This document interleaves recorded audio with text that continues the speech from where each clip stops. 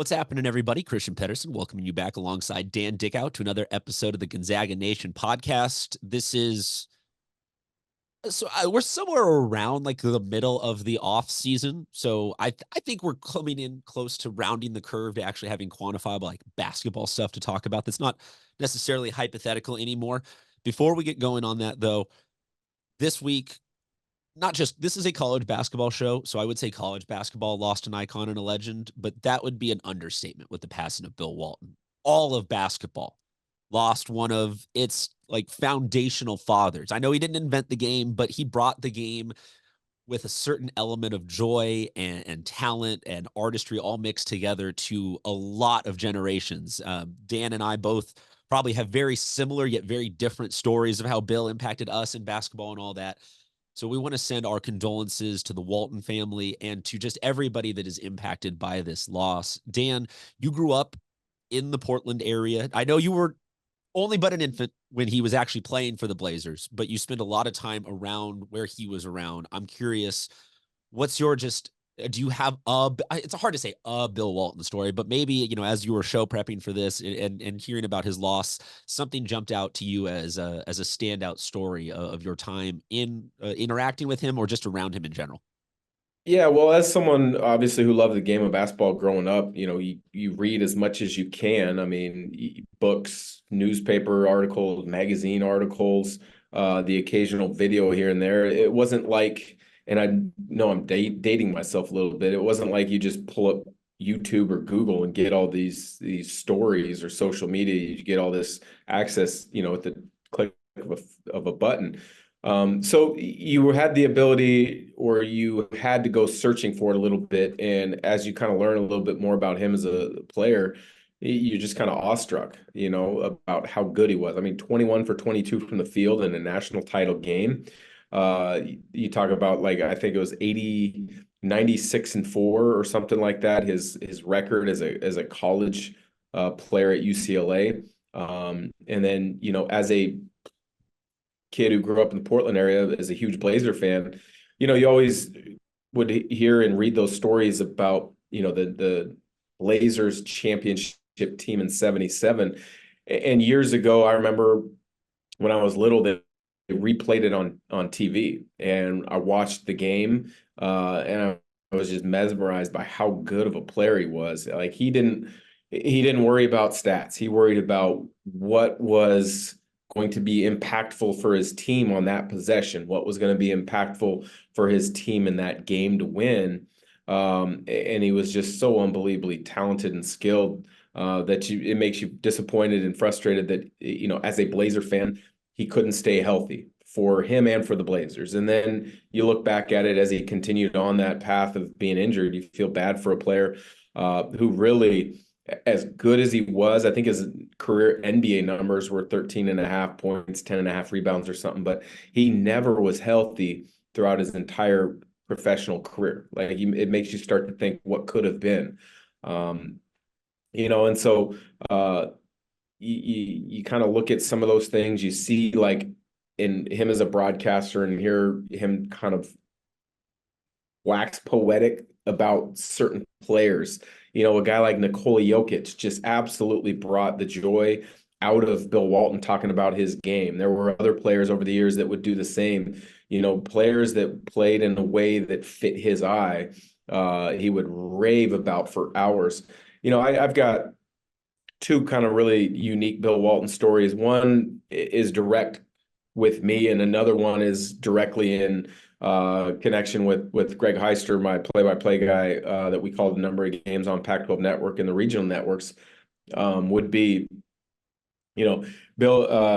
Greg told me the story about he was going to call his first game with Bill Walton on the Pac-12 Network at Oregon State down in Corvallis, and I don't remember if it was at shoot around or if it was pregame about 2 hours before the game.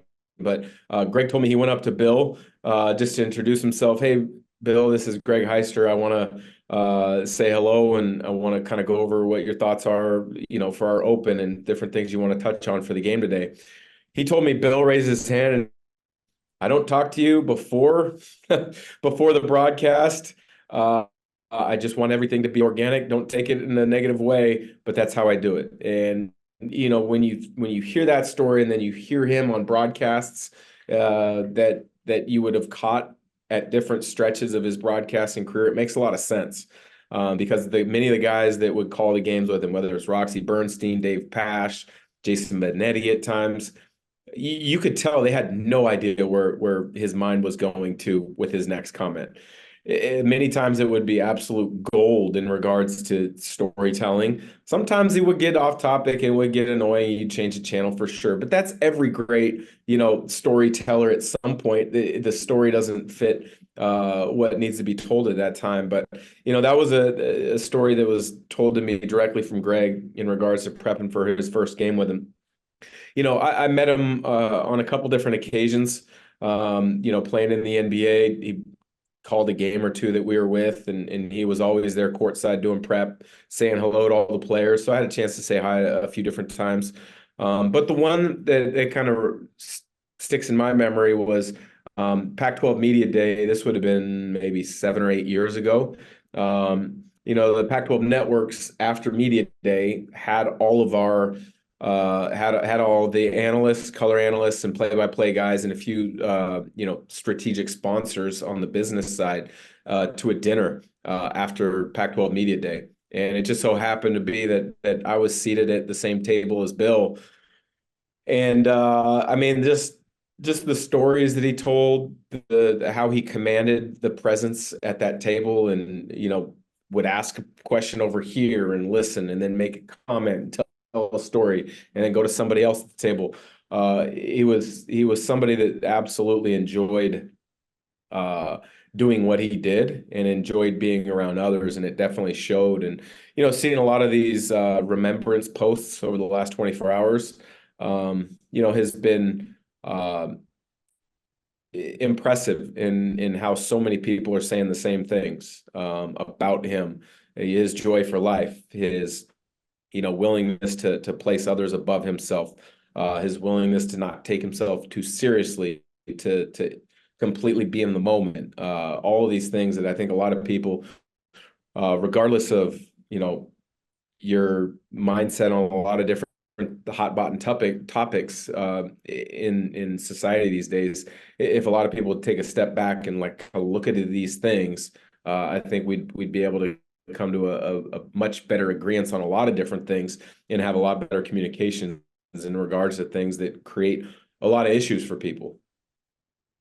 He certainly is somebody who can never be replaced, nor would you even want him to be. He was a one-of-a-kind type of personality and talent. And like you mentioned, one of the best national championship games in college basketball history, one of the most colorful on and off court people. If you will allow me to share my one story that I kind of thought, Yeah. hey, this is a good odd amount of Bill Walton interactions here. As a UCLA student athlete, he was around a fair amount. And so as a baseball player, I just was there to support the basketball team. And as one can maybe fill in the blanks, you need a little liquid courage sometimes to get super pumped up when UCLA is about to lose by 25 at home to Washington or something like that. So I was the guy that showed up first to sit in the den in my banana suit, just trying to have fun. And that often caught the attention of Bill Walton as he would walk to sit where he would call the play-by-play. He had to cross in front of the student section, and he would often say, "Hey, it's Banana Boy."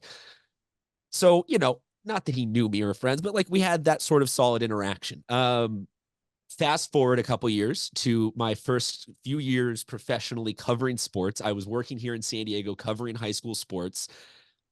Bill Walton's high school alma mater, Helix High, their basketball team is en route to an amazing state championship game, potentially. They need to win the semifinals to get to the state game. I figured, you know what? Let's see if we can get Bill there. Let's just throw out a Hail Mary. And I sent an email to him and his wife, and I said, "Hey, Bill, you might not remember me. I'm Banana Boy from the 2009 era of UCLA basketball. I'm covering high school sports now here." It just kind of filled in how the season was. A really polite email came back saying, "Hey, thank you. A lot of travel going on right now for the college basketball season. If we're able to make it, we'll let you know." That was the last I heard of him. I figured you know what, he's going to send like a, just good vibes and thoughts and whatnot. I get a call on my phone about 10 minutes before tip off saying, "Hey, we're here in the parking lot. Can you come help Bill get into the gym?" As we're walking him into the Helix gym, he is talking about how he's excited to see Jalen Arnold play, and he starts listing off Helix players. And he had obviously gone online and watched film on his all, like kids that he was not going to broadcast for. He's only going to probably watch this one half of it. But he was like talking in specifics with just enthusiasm about how, oh, this Helix kid reminds me of that Helix kid. And it was just like you said, he cared in a way that was just so genuine that it made you love basketball more, even if you didn't know anything about what was going on. And so it was just a truly heartbreaking experience to lose him this weekend. So we send, again, all of our thoughts and prayers and condolences out there. There's no easy way to transition out of that, Dan, but what do you say we try and talk a little bit of Gonzaga basketball in honor of how much Bill liked basketball? Let's start with Nembhard and the pros. He had an amazing game in the playoffs that I made me think of two things. One, good for him and good for the program and all that, because it's going to mean good PR and trickle down. But two, he gonna get that bag potentially based off of that. I'm curious because we've already talked about how he had a game-winning shot and he's had some moments, but it's been a lot of Chet in terms of talking about Zags and the pros this year. Tell me your thoughts on everything Andrew Nembhard. Uh, I mean, he's done everything and more to be able to really kind of set himself for a truly long NBA career. He was that first pick in the second round a couple of years ago, and they signed him to a 4-year deal, which, if you look at the Pacers side of things, they saw something in him. They believed in the what they saw in him to want to lock him up to essentially a long-term deal for a second round pick. So he's got 2 years left at a bargain barrel deal for Indiana. Now, I don't know the details of the contract, if there is a player option to get out after year 2, or if there's after year 3. I do not believe, if I remember correctly, there is nothing in regards to a team option.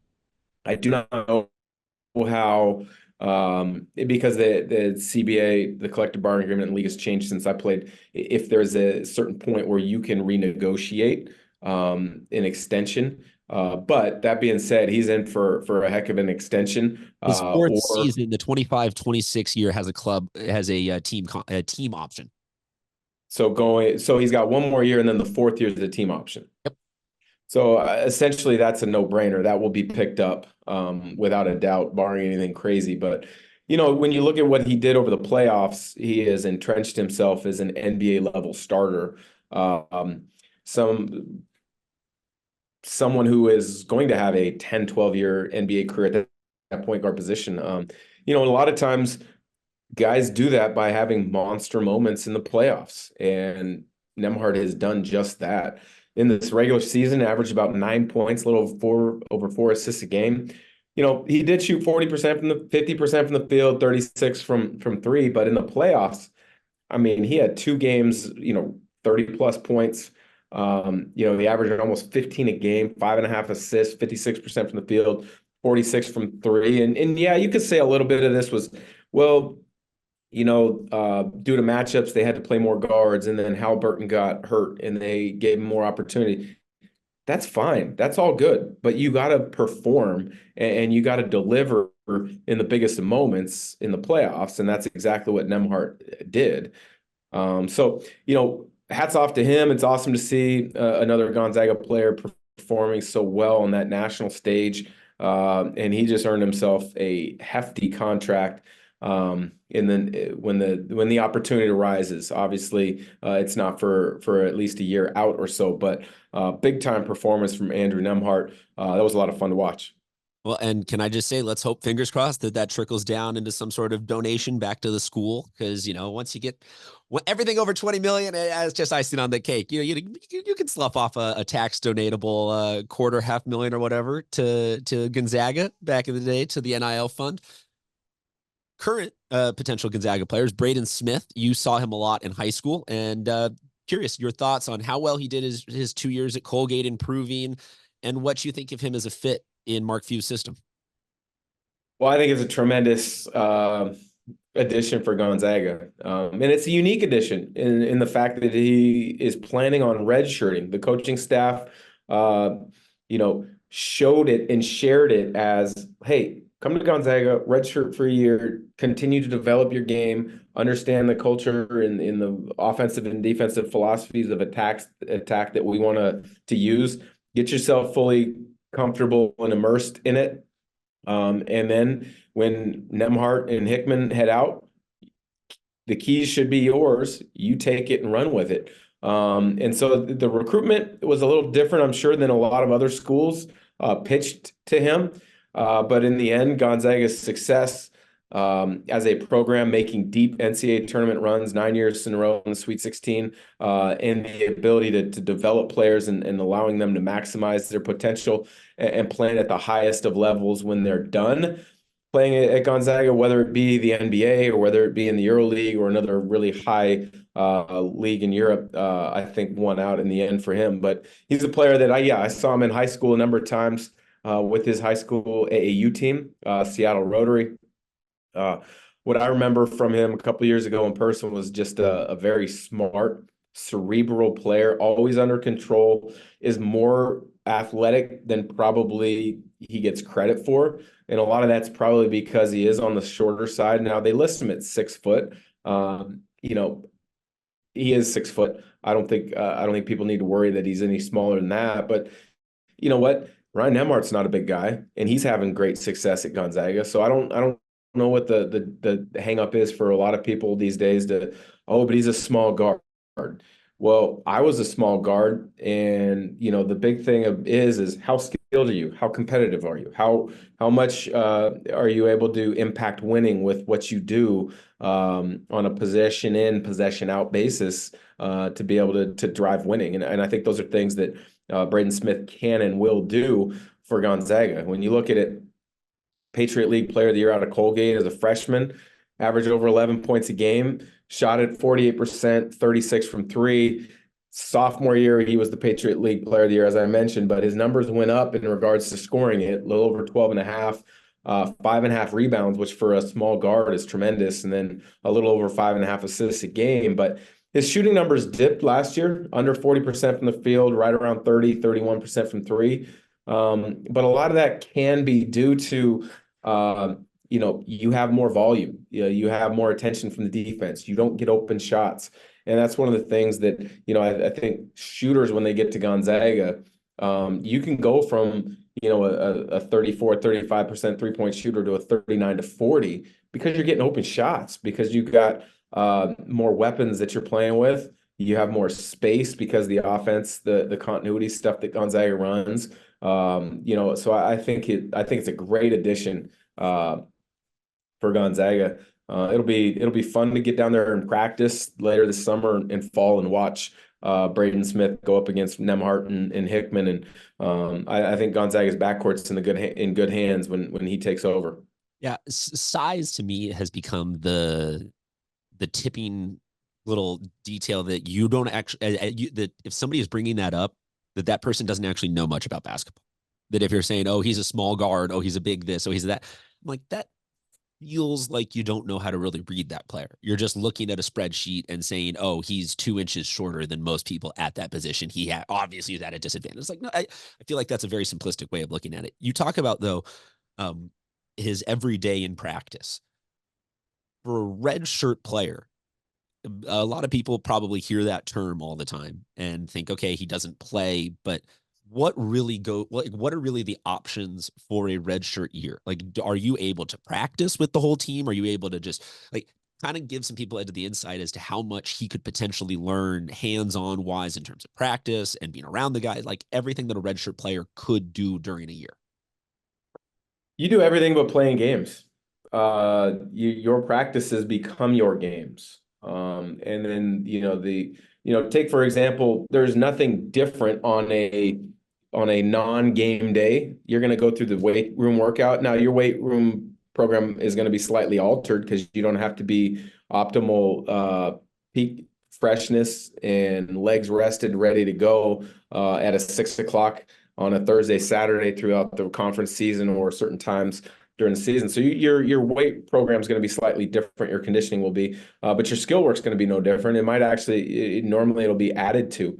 You'll add stuff before and after practice to make sure you're working on, some of the things that you want to refine and some of the things you want to add to your game.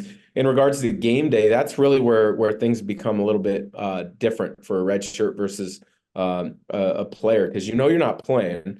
So essentially, whatever your morning routine is, red shirt, non-red shirt, you go through it.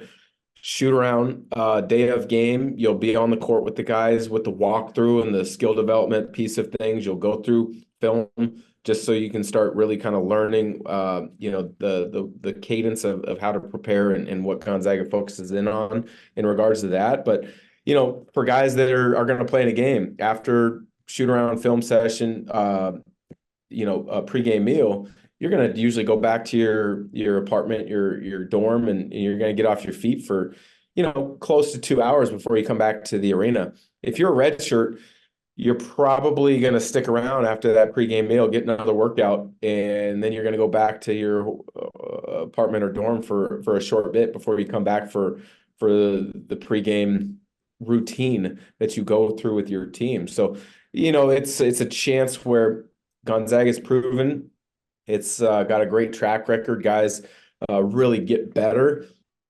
skill-wise, athletically, mental approach to the game, emotional approach to the game many times, and they just get fully immersed in Gonzaga basketball so that when their turn comes that following year, they can hit the ground running, and they, as well as Gonzaga, don't lose any ground when they're starting back up.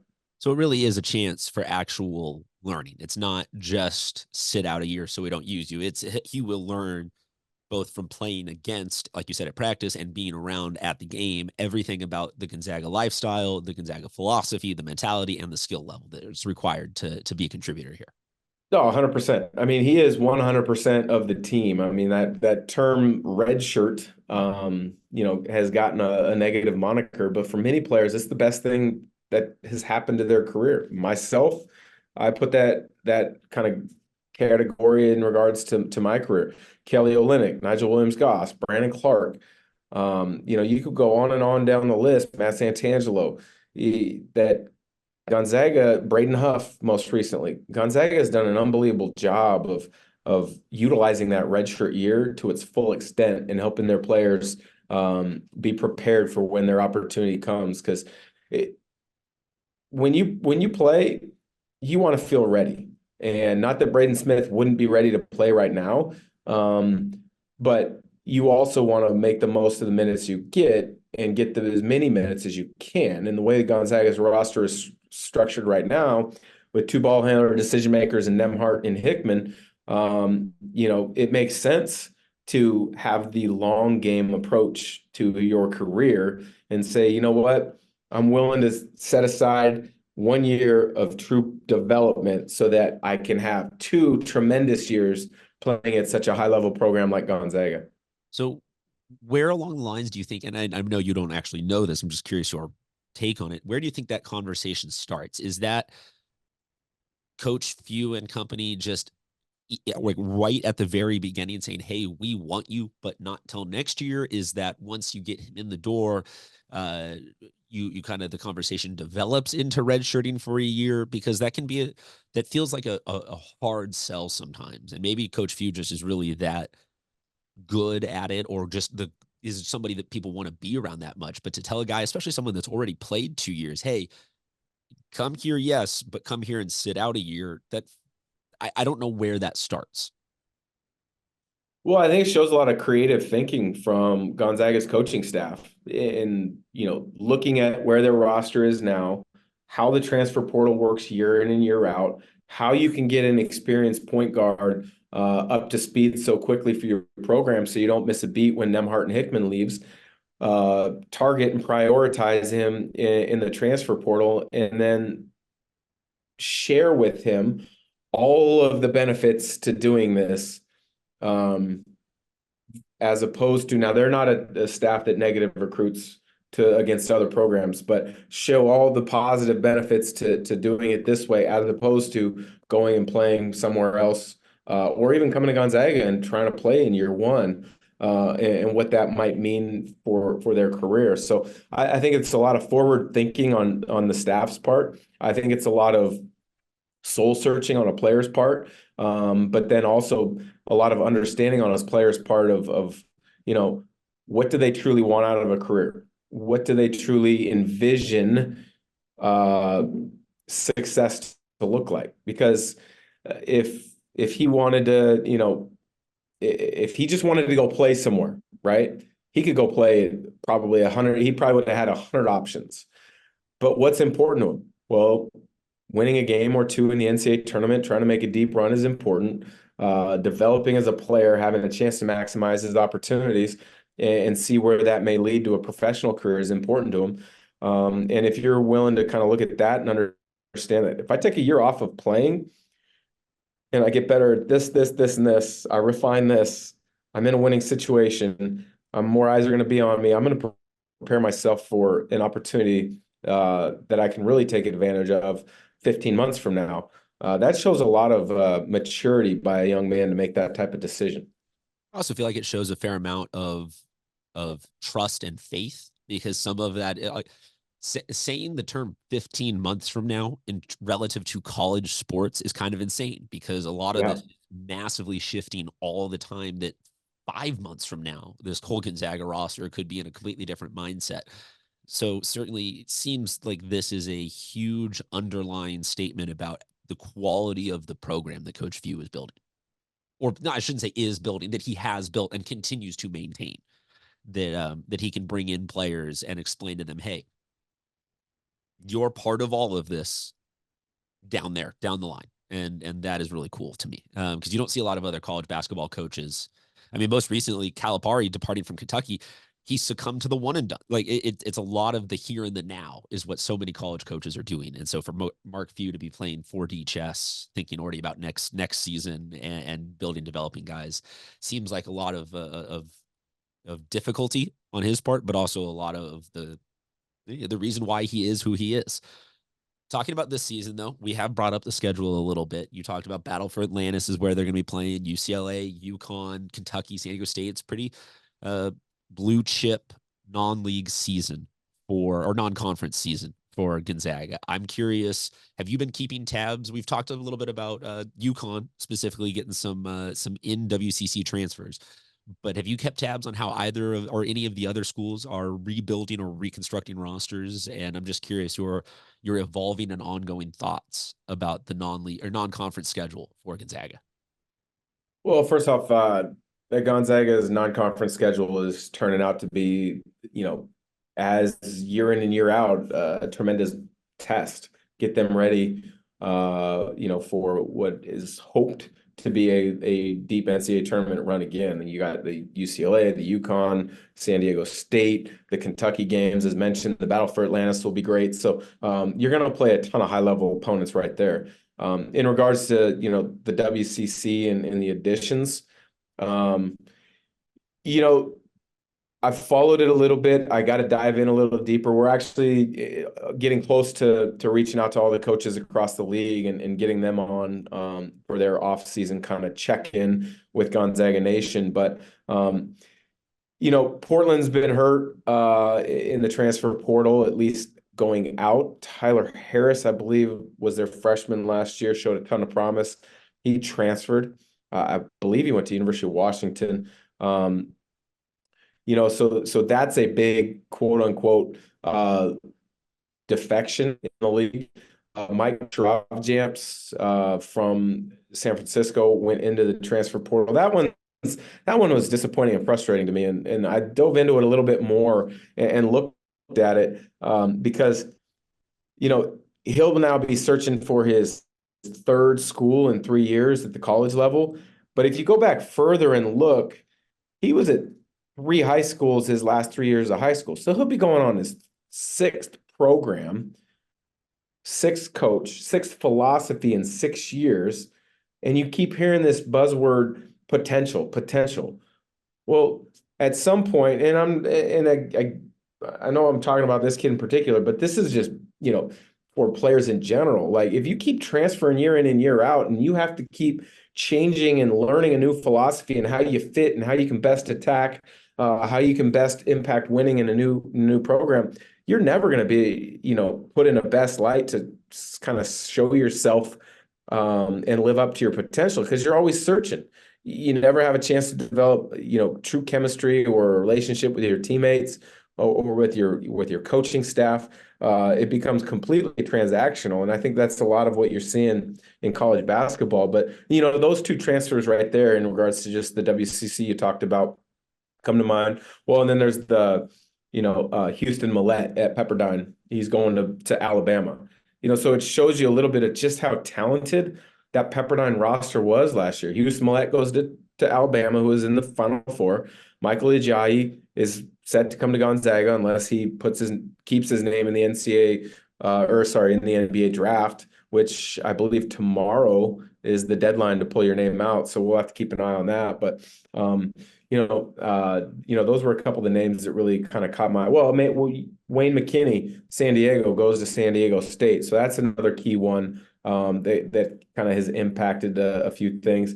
Aid Mahaney, now that you got my mind running a little bit, you got Aid Mahaney, St. Mary's out to UConn. Josh Jefferson transferred as well. I'm drawing a blank on where he's going right now, but he transferred out. So there was a lot of really good players transferred out. I'm drawing a blank on the names of who's transferring in that have a chance to be impactful. Well, so let me ask you this. Let me maybe simplify it a little bit more instead of having you blasted with having to remember a bunch of names going in a bunch of directions. Are there going to be more or less quad one games for Gonzaga this year than there were last year? Because that seemed to be the if you distilled it all down to one conversation, is that Gonzaga got hurt by, no matter how brand namey all their opponents were, ended up being these quad 2, quad 3 type games. Do you think next season is going to be more or less quad 1 games on the schedule? Yeah, I mean, that's such a hard one to say, because you would have thought USC and UCLA would have been quad 1 until they both absolutely sucked down the stretch of the season. And those kind of absolutely fell out of that realm. So, you build a schedule hoping to be able to get these quad 1 and quad 2 opportunities in your non-conference. Hope that those teams kind of hold their end of the bargain up.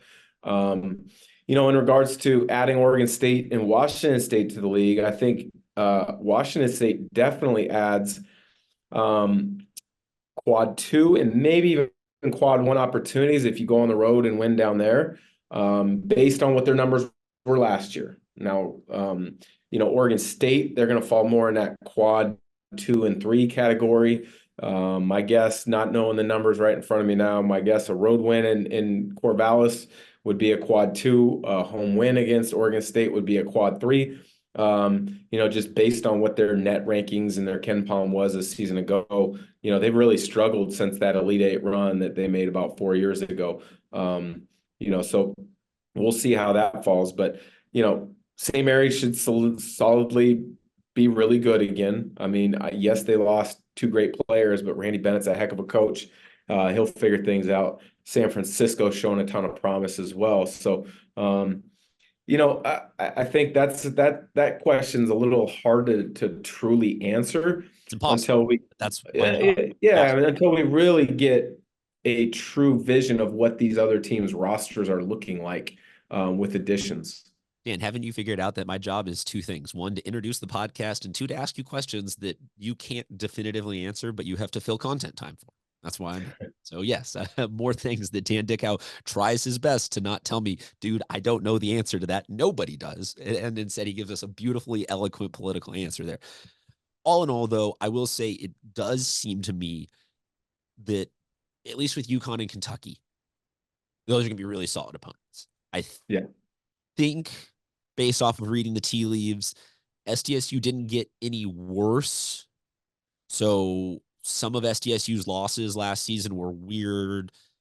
They lost by a bucket or two to a UNLV type. Like SDSU should still be good. UCLA, I have zero faith in anymore. I know that Mick Cronin plays hard, and so UCLA will play hard, but uh, I'm not even going to try anymore to root for my alma maters just because Gonzaga is going to mow them down. And then the battle for Atlantis is seems like a pretty loaded field. So I will, if I had to take the which direction, more quad one games or less quad one games, I feel like this is going to be more quad one because a sustained trend of all of these brand name programs that Gonzaga plays all being down years for multiple years would be it would be a statistically unlikely thing to happen.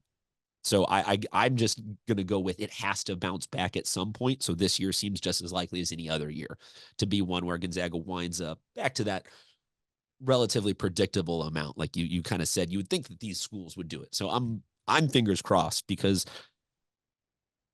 it's such a frustratingly out of their own control type of thing to be like, hey, let's Yeah. play all these games and win all these games. And then, oh, we don't get rewarded for the wins that we thought we were going to get rewarded for. So I'm fingers crossed and hoping that that pans out. Anything Gonzaga wise that we didn't get to this week, Dan, or just what's going on in the studio? We got a quiet week, at least in studio. We had two that were set to record today, and then both had to reschedule for, I believe, next week is when we're trying to get them in. But we did record with Coach Few last week. That should be coming out today, the 28th, at some point. So keep an eye out for that one. It was some pretty insightful answers that were provided. Have you and coach?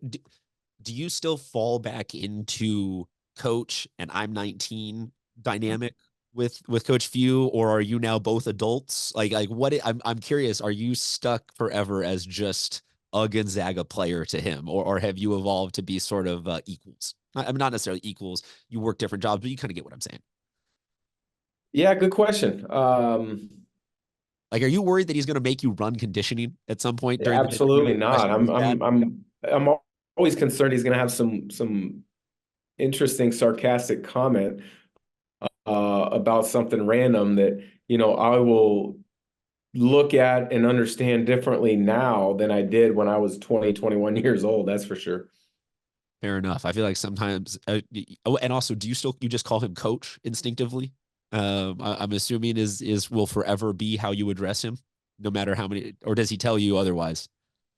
Well, good question. I mean, I subconsciously, I don't even know what I call him. I think I just say coach. So you'll have to watch the video, listeners of this, viewers of this. You'll have to watch that video and give me a little feedback on what my delivery is in regards to calling him Coach, Coach Mark Few, Coach Mark Few, Coach Few, whatever I might have called him. I'm just more saying that like you wouldn't just in your off-camera conversationally just call him Mark, right? Like that would come out as an audible. Like you'd be like, that didn't sound right. I'm sorry. I'm not even if that is your Yeah, I name. don't think so. Yeah, fair I enough. think Yeah, it's no, Coach. I've always been very respectful. I mean, I still call my high school coach Coach. that's You what it's know, like players get stuck in that weird relationship vibe that even when you're both adults, you're well past your playing and coaching yeah. time, you're stuck forever in that, that polite, hey coach, it's good to see you, coach, forever. And I think that's just it's a wonderful dynamic to have that kind of a relationship and bond, so, especially with someone as cool as Coach Few. So everybody, please go check that out. Make sure you follow us on all the socials so that you never miss any of these moments. You can subscribe to our YouTube. Dan, until then, we will say thank you very much, and we'll talk to you guys next time.